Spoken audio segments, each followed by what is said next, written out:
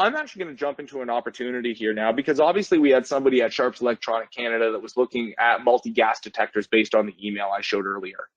Now, one of the things that I want to point out is the ability to, the business process flow at the top here. This is a set of steps with fields or information that you need to gather at each step. So as you move on from, let's say, for example, assess to an internal review or an estimate, we need to have this information before we can move on there.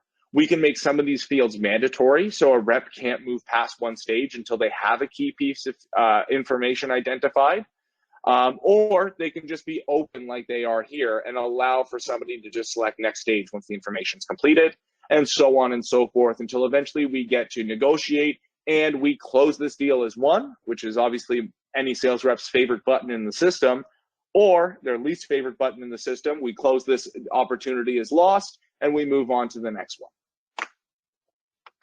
Okay, so some of the other information that you can collect on an opportunity is obviously a topic. What is this opportunity related to? In this case, it's related to multi-gas detectors.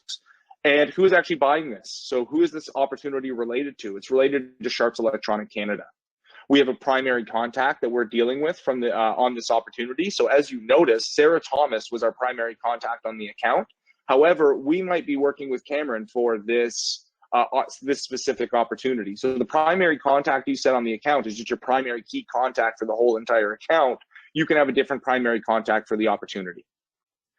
Some of the other key tidbits of information, and this is not 100% yet. Every customer or every company has a different set of points that they need to gather about a specific opportunity or specific companies they're going through. These are just some general ones that we've taken from best practices. So don't think what you see here is what you get. We can actually change this up depending on the needs of your organization. So we have a budget amount. Obviously, you want to try and figure out what the budget amount is so you know what realm you're playing in, what type of products, what caliber of product, or what caliber of project can we offer. And we try and fit that within their budget range. Or if they don't have the budget we need, we kind of just move on and say, you know, we're not the right person for you. We have a description of the opportunity, so anybody that comes in and looks at this opportunity can see what's it about. And then we have 3 pain points that you can collect here. So these are the 3 main points that your customer is trying, or the pain points that your customer is trying to solve by either leveraging your services or purchasing your products. So in this case, the person's trying to purchase multi-gas detectors for their warehouse in London. Obviously, their multi-gas detectors are outdated or something like that. That's going to be one of the pain points. We need to ensure that our warehouse workers are safe when they're from, gas leaks and things like that while they're in our facility. We have a proposed solution. So in this case, we're going to sell them Sony multi-gas detectors. I don't know if Sony sells multi-gas detectors, but for the sake of this demo, we're going to pretend they do. And then we have a compelling event. And then you can also list some competitors that are involved in the opportunity as well. The reason why you'd want to start tracking competitors is obviously to run analytics on what competitors are we losing to, which competitors are we winning against, and how can we make our sales team stronger against specific competitors. So some of the other information that we can collect is just general opportunity information. So how many days has this opportunity been open? And that's very important for specific dashboards that I have within this demo environment, such as, coaching opportunities. How many days is a sales rep spending on each opportunity, and how can we reduce that and make the team more efficient? Then we have a purchase time frame. So when is the customer looking to purchase this product or utilize your services? Then we have a purchase process. So as an individual, is it a committee? Is it an RFP? We can also add bid to this as well if you're bidding through a third-party contractor. I'll get into that functionality in a little bit. Obviously, estimated revenue, which varies from the budget amount.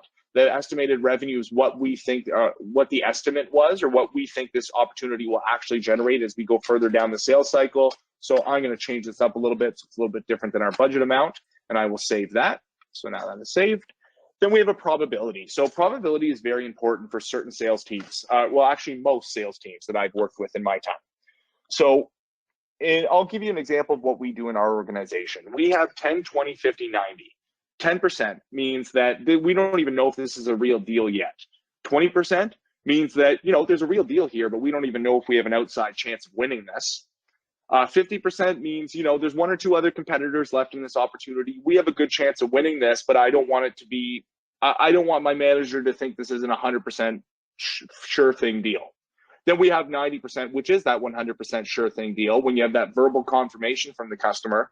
And at 90%, you are saying to the management team that I guarantee that this deal is going to close. You can go back to the operations team and say, hey, we're going to have or the finance team and say, hey, we're going to have this revenue next month.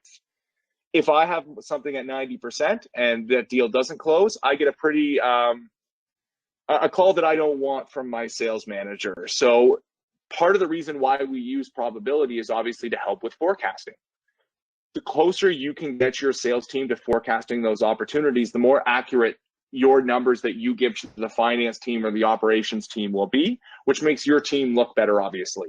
We can even take that a step further and create some dashboards for your team that says, okay, how close is our forecast to the actuals? So you can start measuring your sales team's probability accuracy, and you can get the team better based off of analytics and what you're seeing through the data at predicting those probabilities, which makes your forecast better in the long run. You can have a contract term. So obviously, if this is a contract, so say, for example, we are doing monthly maintenance on a building or something involved with the building, like a security camera, for example. We're doing monthly maintenance every month. We're going to say, but the contract lasts for 2 years. We're going to say the contract term is 2 years. We have an estimated close date. By the way, the system we can automate the system to manage a lot of those contracts. There's a field service module if you're doing things like managing a contract where there's dispatches and things like that, where we can automatically pass that information across to the field service module and automatically create those work orders to dispatch those people that need to go out and do the service. Same thing with logistics through Business Central, which is the ERP system. Once this opportunity closes, we can create logistic or shipping orders in the back end for products based on opportunities and closing and things like that. So there's a lot you can do with a wider set of Microsoft products within the ecosystem, but let's keep it specific to CRM now. I just wanted to let you know that that is what's possible in the future. So the estimated close date, you obviously want to have an estimated close date is when you think this is going to close for obvious reasons, including forecasting. A revenue start date, if you actually want to list when this revenue will start to come in, if the project doesn't start for 2-3 months from now.